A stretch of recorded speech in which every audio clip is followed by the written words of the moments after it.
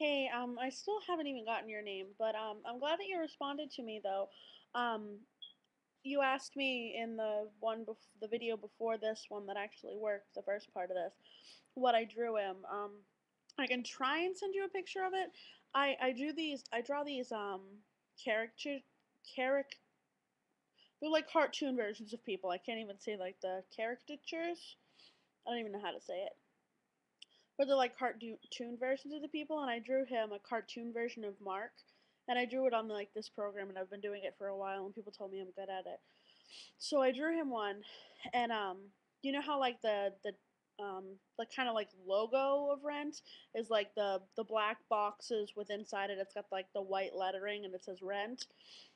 I took that and I like reworked it so it said thanks instead of rent, which I thought was really really cool. And then I wrote,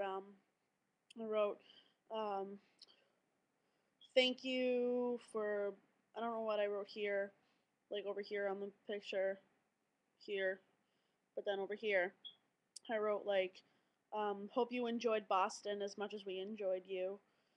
But that's basically what I gave him. And when I gave it to him, I was standing, we were like at the edge of the balcony, and I'm just gonna start from the beginning, like our whole entire rent day. I went with my friend MK, and he and I are really good friends, and he was in the Cape doing a camp, and I called him because I saw on his Facebook that it said that he was going to be home that weekend, and I already saw it once, and I was supposed to see it with him before.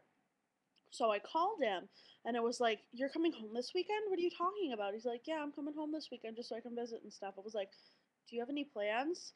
He was like, "No." I was like, "How would you like going to see Rent with me?" He was like, "Really?" I was like, "Yeah, I would be amazing," because we kind of both shared like the same like Rent had love for it, and like we were both really really into it. So I was like, "Yes."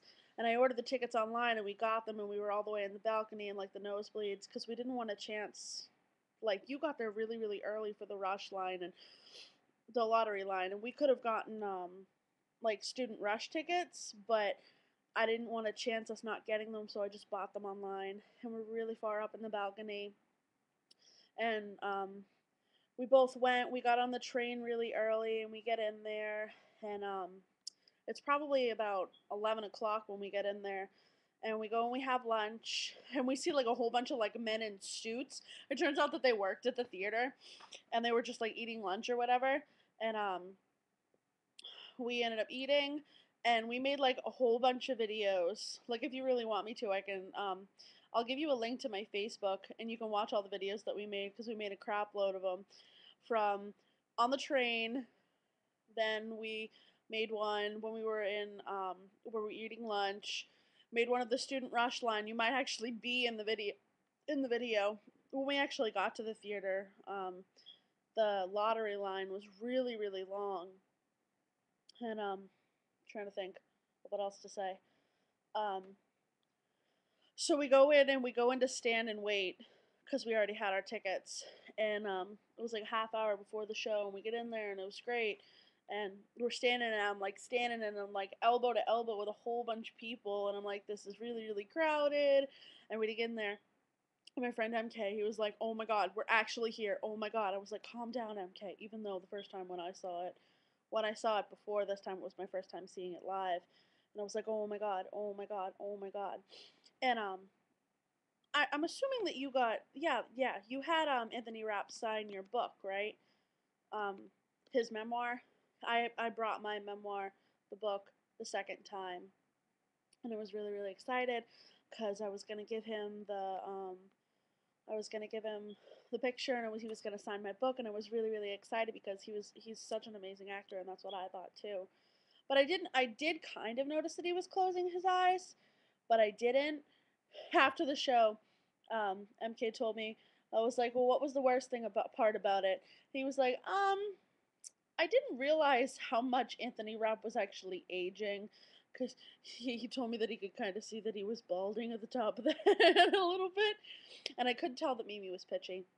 And we were like the first people at the stage, where we were really close to the door, and Adam Pascal came out first, and I he signed the person in front of me, and then he signed mine, and he was signing my friend MK's, and I kind of look at him, and he kind of looks at me, and he smiles, and I said, you did a really great job, and he said, thank you, with that amazing smile that he has. And I know that he has kids because I watched some videos on YouTube. I was like, how are your sons? And he looked at me with the proudest smile ever, and he said, they're great, thank you.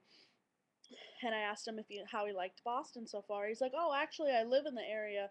I have family down the Cape. I was like, oh, wow, that's great. So you're really enjoying it? He's like, yeah, we're doing great. And I felt like we kind of had like a little one-on-one little connection thing because I asked him about his kids, and I love kids, and I'm sure he's a very, very proud father.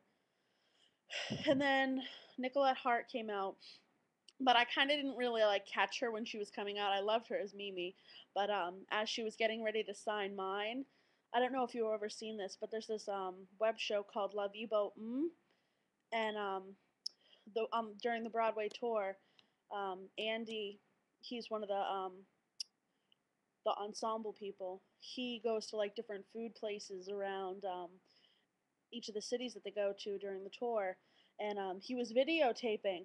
So I was waving to him in the camera when he was walking by, and Nicola comes up to me and she's like, "Who are you staring at? What fine little guy do you see?" And I look at her. I was like, "Oh, I was waving to camera. Hi, you were great." And she just kind of laughs and she says, "Thanks." And I told her it was my second time seeing the show, and she's like, "Wow, that's great." And she went on, and then I had my camera and I was taking video, kind of, but not really.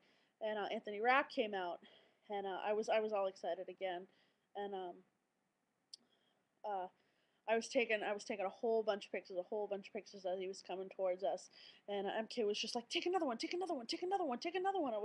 And he was like standing right next to me, and I took one last one, and MK was like, take another. I was like, okay, if I get another picture of him, it's gonna be of his nose hairs. So I didn't take any more, but I thought that he heard me because he kind of laughed at that. And then he was signing mine, and I told him that his book was amazing, and it really, really touched me, and it basically like changed the way that I view things. And he looked at me and he was like, "Thanks, thanks, I really appreciate that." And he was signing my friend MK's, and my voice was shaking so much because I was so nervous because he had a security guard, and he was the only one that had a bodyguard, and I didn't know if it was allowed to give him a gift or anything. So I was like, um, Anthony. He was like, "Yeah, whoa, what's up?" Because he couldn't really hear me. And I was like, I don't know if I'm allowed to do this or anything. And he kind of looked a little nervous. I was like, am I allowed to give you a gift? And he just kind of looked at me like taken aback. And he was like, you want to give me a gift? I was like, yeah, am I allowed to? He's like, yeah, of course you are. So I gave him the picture that I drew of him. And I felt really, really accomplished. And he seemed really, really happy with it. And then he finished signing everybody's autograph.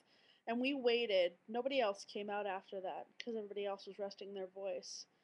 We waited until he came back up and went back inside the door, and he was still holding my paper. And it made me feel really good because I felt like he was actually going to look at it and like kind of take it to heart. But one of the main reasons that I say like that I hold Anthony Rapp so dear to my heart is I know you've read his book obviously, and it was about him losing his mother to cancer. I lost my father to cancer, so I could empathize with him, but I also lost my grandfather to cancer.